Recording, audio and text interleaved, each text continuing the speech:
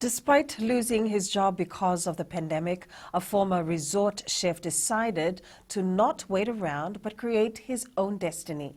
Mohammed Zabir opened his fast food restaurant in Seweni Lotoka to continue supporting his family. Felipe Naikaso with tonight's successful Fijian story.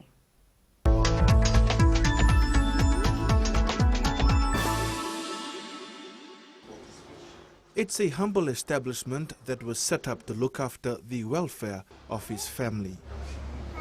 It's not an easy thing. We to do a lot of work like cleaning up this area, make it nice and good looking for everyone to come and enjoy their meal. So that's why we made more tables and stuff so people they can come, sit down, have the tea. We decided we need to get something out of it, but we applied jobs at a lot of places and he didn't get it because it was a bad time and people would not employ anyone like that. And so we decided to do this, and our motivation was to reach our goal. Mohammed Zabir, who has been unemployed since last March, had to look for a way to earn money for his two kids. Zabir and his wife did manage to find an alternative, selling food door to door, but they were later hit by a roadblock that eventually changed their lives. So we were taking orders online and then we were moving around and delivering people online. So just because of one man, he fraud us. He bought some stuffs from us like pizza, plow and all that stuff, and then he didn't pay us.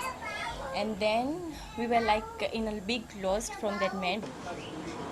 It seemed impossible for the couple to recover. However, as the saying goes, there's light at the end of the tunnel. It was through their misfortune they found the landlord of this particular space. We started here last year, October. So from that time we had been selling plow and pastry stuffs, but it wasn't working out. So we decided to sell balu fish and chips. And from that time we had been growing. With business now rolling slowly, the couple has big plans. Yeah, it's my future planning about that. So it's like a starting for us in this one. So we're gonna move on. Something in a big way. Because he'd been an Asian chef at Shantara, Radisson. He's been managing one restaurant, whole restaurant, that was Shantara. So he's been doing Asian from past 9 years. So we have been thinking that we will start that very soon. An investment of $4,000 has seen this small restaurant generate a steady income for their family of 4. The couple is also calling on others who have lost their jobs to not lose hope but venture into new things. Felipe Naikaso, FBC News.